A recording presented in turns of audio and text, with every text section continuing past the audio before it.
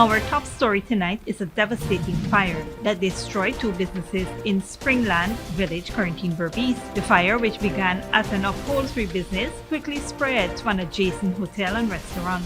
We'll provide details on the response from the Ghana Fire Service. In crime news, wanted man Denzel Thomas, known as Eggy, was apprehended by an anti-crime patrol in Rose Hall Town, Quarantine Berbice. We'll discuss the circumstances of his arrest, his resistance, and the series of alleged criminal offenses he is wanted for, including assault and larceny. Turning to another police operation, officers from Division 3 seized over 1,100 grams of suspected cannabis at a residence in Bell West Canal No. 2, West Bank Demerara. Two suspects were taken into custody following the discovery. We'll cover the details of the operation and the ongoing investigation. In housing development news, the Let Them Housing Support Program has provided keys to 18 low-income families in Culver City, Region 9. Minister of Housing and Water Colin Crowell led the ceremony, highlighting the initiative's goal to construct 100 low-income homes. We'll explore the details of the program and its impact on the beneficiaries. Finally, we'll report on Colombia's call for international help as it battles dozens of forest fires across the country. Hundreds of firefighters and volunteers are working tirelessly to extinguish blazes on the mountains surrounding the Bogota. We'll look into the scales of the fires and efforts to control them.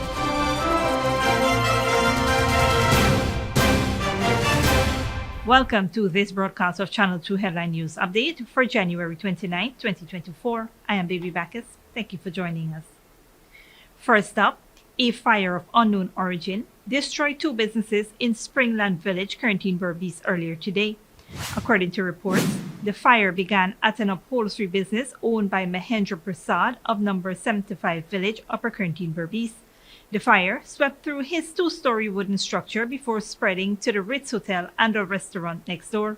The Ghana Fire Service received the call around 9:34 a.m., prompting a response from the Cariveton Fire Station and supported by the Rose Hall Fire Station. Upon arrival, firefighters found one building completely destroyed and another fully engulfed in flames and smoke. Nevertheless, the firefighters were able to contain the blaze. The Ghana Fire Service noted that further details about the fire will be provided as they become available. In other news, wanted man Denzel Thomas, called Eggy, was apprehended by ranks of the Anti-Crime Patrol for questioning in connection with a series of alleged criminal offenses at Rose Hall Town, Quarantine Berbice on Sunday, January 28. No stranger to the law, Thomas is wanted by the police for simple larceny, larceny from the person, assault, break and enter, and larceny. Reports are that around 6 a.m., the ranks, acting on information, went to Plastic Bag Street, Rose Hall Town, where they saw Thomas lying in a yard. He was told of the allegations and cautioned, but he resisted arrest. As the ranks tried to escort Thomas out of the yard, he started behaving disorderly, abusing, pushing, and threatening the ranks. During the process, he attempted to relieve one of the ranks of his service firearm from his waist. Thomas, who had a knife in his possession, attacked one of the ranks. A round was discharged, which hit him in the right side foot. Thomas fell to the ground and the ranks managed to subdue him and take his knife away. Thomas was picked up in a conscious state by the ranks and escorted to the Port Moran Public Hospital, where he was medically examined and treated by a doctor. The doctor indicated that the round had exited his foot. Thomas was subsequently discharged from the hospital and placed into custody at the Wim police station. Moving on, in a significant development from West Bank Demerara, a routine police operation has led to an unexpected discovery. Dale Jarvis has more details. Police from Division 3 acted on a tip on Sunday between 7:30 and 9:15 a.m. headed to Lot 463 Bell West Canal No. 2, West Bank Demerara. There they contacted Serena Wilson, an 18-year-old unemployed female, and Ramal Armstrong, a 20-year-old male construction worker, both residing there. Identifying themselves as plainclothed officers from the Lenora police station, the police requested permission to search the individuals in their premises for illegal items such as guns, drugs, and ammunition. Both Wilson and Armstrong agreed to the search. Despite finding nothing illegal during the initial search, officers noticed a bushy area on the southern side of the premises. One officer discovered a blue barrel in the bushes containing several black transparent plastic bags with leaves, seeds, and stems suspected to be cannabis. The police escorted the duo along with the barrel containing the suspected marijuana to the Lenora police station. The seized substance weighed 1,133.4 grams. Upon questioning both individuals, they denied knowledge of the suspected cannabis. They are currently in custody as investigations continue. Reporting for Headline News Update, Dale Jervis. Thanks, Dale. Stick around when we return. First, 18 families receive homes under Let Them Housing Support Program. And Redman busted with over 1,900 grams of marijuana in intelligence-led operation.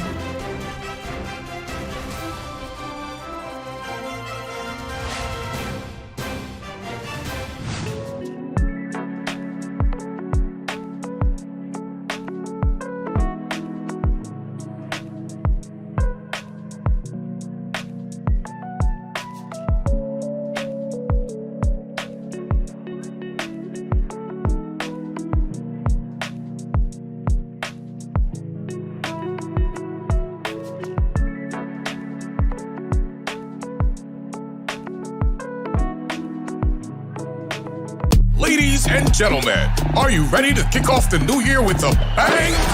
Digicel has an offer that'll make your January extra special.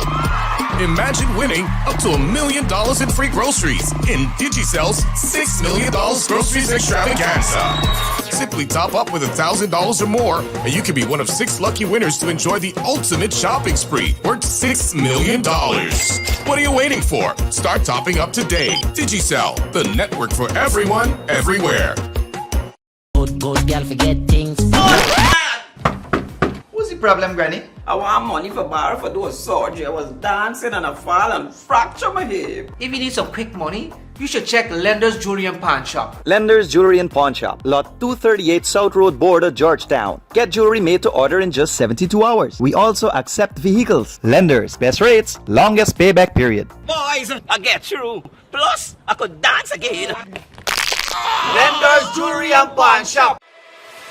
Furnishing your home or office has never been easier. Here at Kissoon's, our inventory of locally made and imported furniture, offered at amazing prices, will leave you wanting more. From vinyl, floor rugs and carpets, bedroom, dining and living room sets, mattresses, pillows, office desk, chairs and filing cabinets, outdoor benches and tables. We have a piece of furniture for every room imaginable in your home or office. Check out our flagship store at Industrial Site Rijnveld or one of our branches in New Amsterdam, Port Morant, Riverton and Camp Street. Kissoon's Furniture, furnishing homes for over 50 years.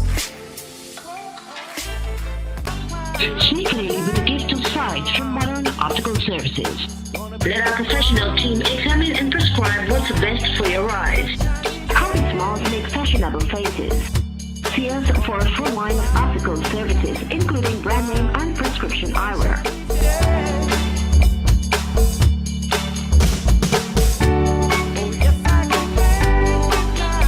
Modern Optical Services, 316 Mill Street, Georgetown. Telephone 226-1082. Welcome back. Now to a breaking story from the East Bank Demerara, where a strategic police operation has unfolded with surprising results. Here's Dale Jarvis with the details. Police from Grove Police Station, East Bank Demerara, carried out a successful intelligence-led operation at the residence of 41-year-old Lukanovich Theobald, also known as Red Man of Friendship Squatting Area, East Bank Demerara, on Sunday, January 28, 2024. Acting on information received, officers conducted a search at noon, informing the suspect of their intent to inspect his person and premises for illegal items. Although the initial search of Theobald's home yielded no evidential items, a subsequent search in the fenced backyard uncovered a black plastic bag hidden in bushes. Inside the bag were the parcels of suspected marijuana. Theobald was arrested and taken to the Grove Police Station and later to the Narcotics Unit at Regional 4B headquarters in Golden Grove. The seized marijuana was weighed and amounted to 1,950 grams. Theobald remains in custody, cooperating with the ongoing investigations. Reporting for Headline News Update, Dale Jervis. Thanks, Dale. The Let Them Housing Support Program has provided keys to 18 low-income families in Calvert City, Region 9. Minister of Housing and Water Colin Crowell handed over the keys during a ceremony on Saturday. Each unit, costing $3 million, offers approximately 550 square feet with 2 bedrooms, a living room, a kitchen, and a sanitary facility. This initiative, conceptualized by President Dr. Mohamed Irfan Ali, aims to construct 100 low-income homes in various housing schemes. Some 600 persons will benefit from the initiative. The initiative, supported by a $1 million government subsidy, collaborates with commercial banks to offer $2 million loans to qualifying landowners. During brief remarks, Minister of Housing and Water Colin Crowell highlighted that the units handed is an investment of about $54 million. In addition to the Let Them Housing program, over 120 houses are being built in various villages within the region, targeting vulnerable families. Don't go way after the break. Niger, Mali, Burkina Faso announced withdrawal from ECOWAS. And Russia's artificial intelligence push companies develop tech without overseas help.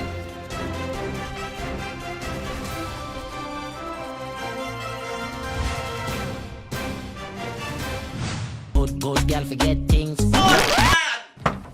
What's the problem, Granny? I want money for borrow for those surgery. I was dancing and I fall and fracture my hip. If you need some quick money, you should check Lender's Jewelry and Pawn Shop. Lender's Jewelry and Pawn Shop, Lot 238 South Road Border, Georgetown. Get jewelry made to order in just 72 hours. We also accept vehicles. Lender's, best rates, longest payback period. Boys, I get through. Plus, I could dance again. Lender's Jewelry and Pawn Shop. Sneakily with a gift of sight from Modern Optical Services. Let our professional team examine and prescribe what's best for your eyes.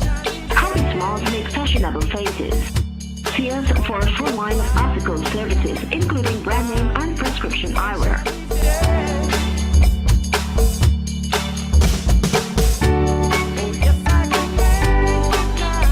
Modern Optical Services, 316 Mill Street, Georgetown. Telephone 226-1082.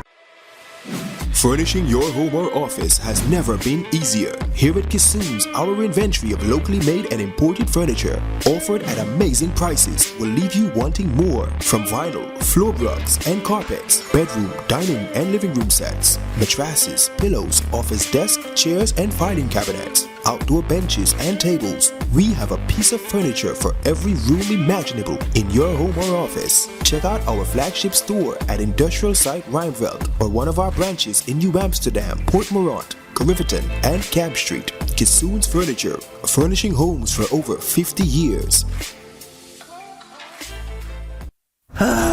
Not a single bar of service. Not with us. Digicel officially has the best mobile coverage in Guyana. Ookla, the company behind Speedtest, recognizes Digicel as the network with the best mobile coverage in Guyana. Be it in Aishalton or in Etteringban, we got you covered. Digicel, the award-winning network for everyone, everywhere.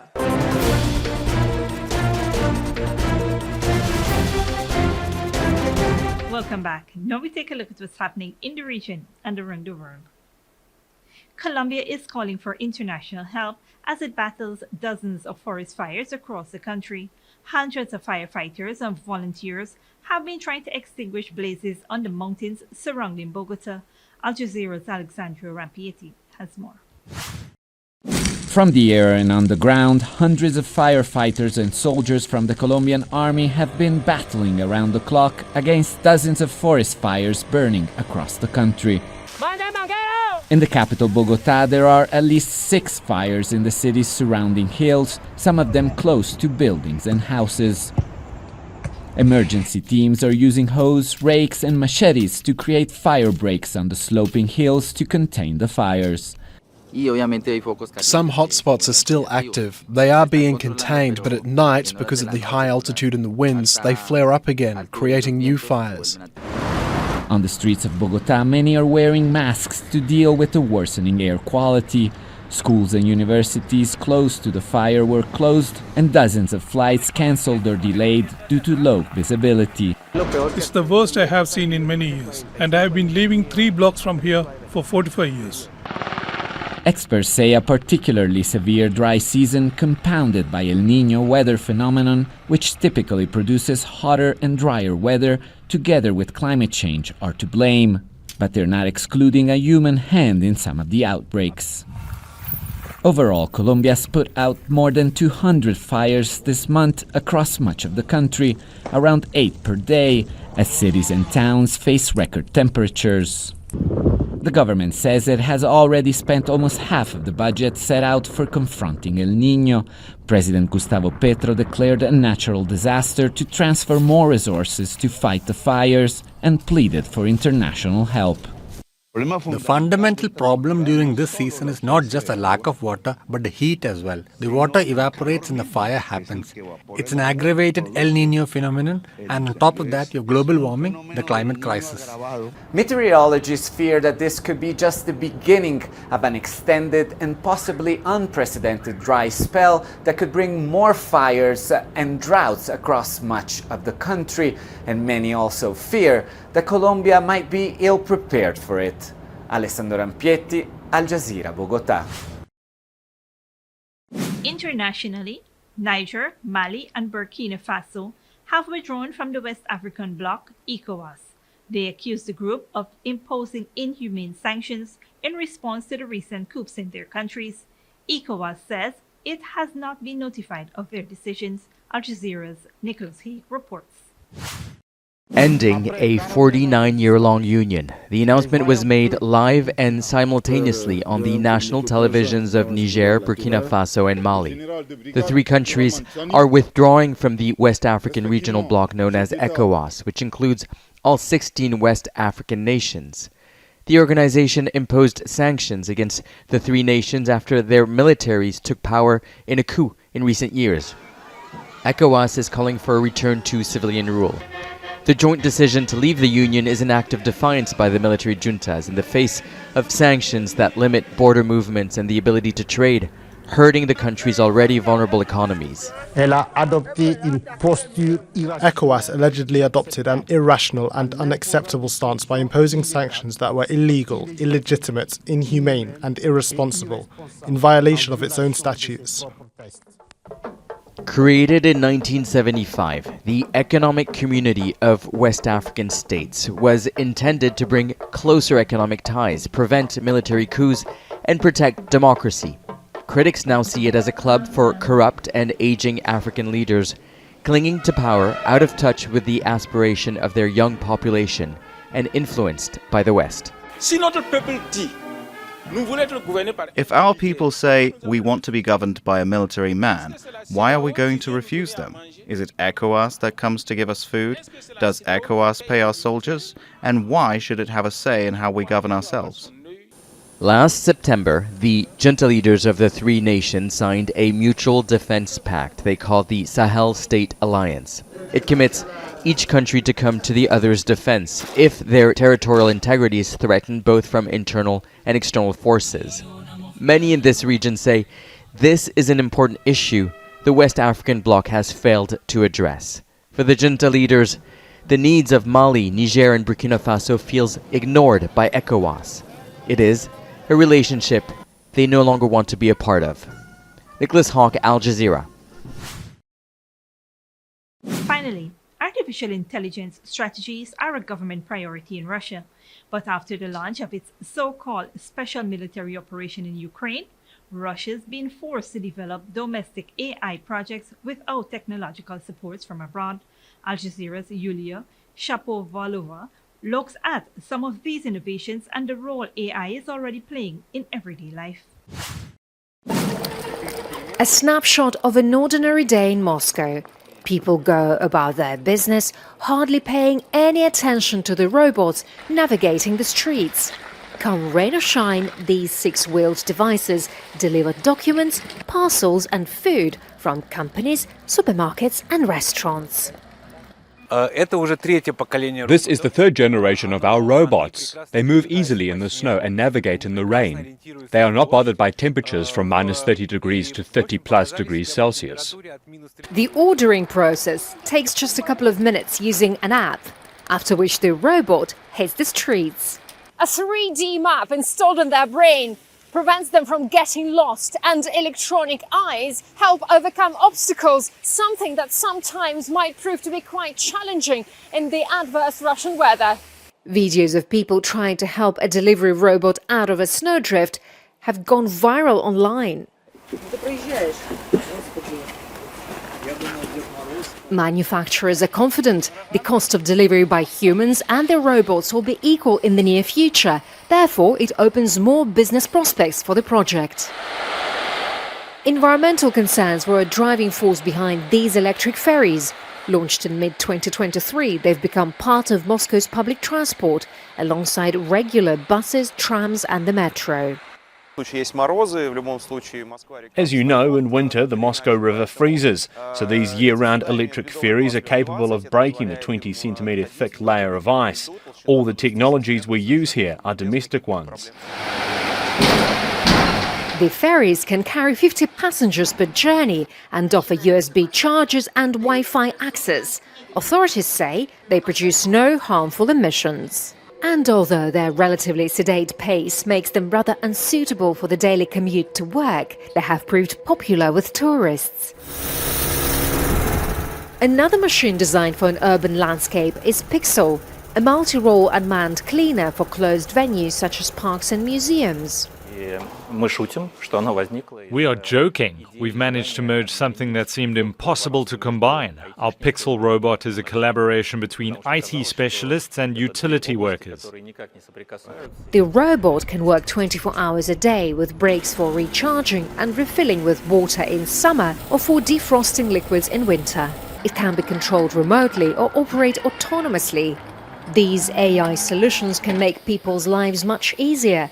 But there's also a flip side to their increased use. Since Russia launched its so-called special military operation in Ukraine nearly 2 years ago, thousands of migrant laborers have left the country.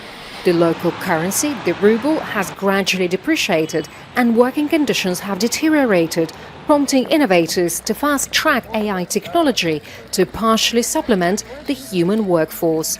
Yulia Shapovalova, Al Jazeera, Moscow. This brings us to the end of the regional and global news coverage. Up next is the 3-day weather forecast.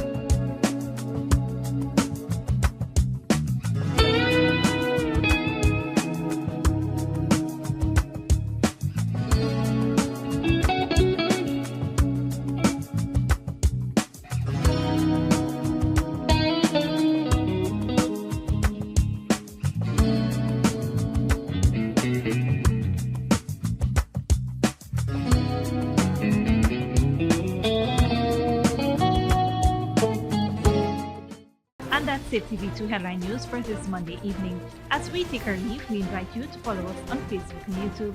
You can tune in tomorrow morning at 6:30 a.m. for a rebroadcast and at 7 p.m. for more news. Until then, please take care of yourself and each other.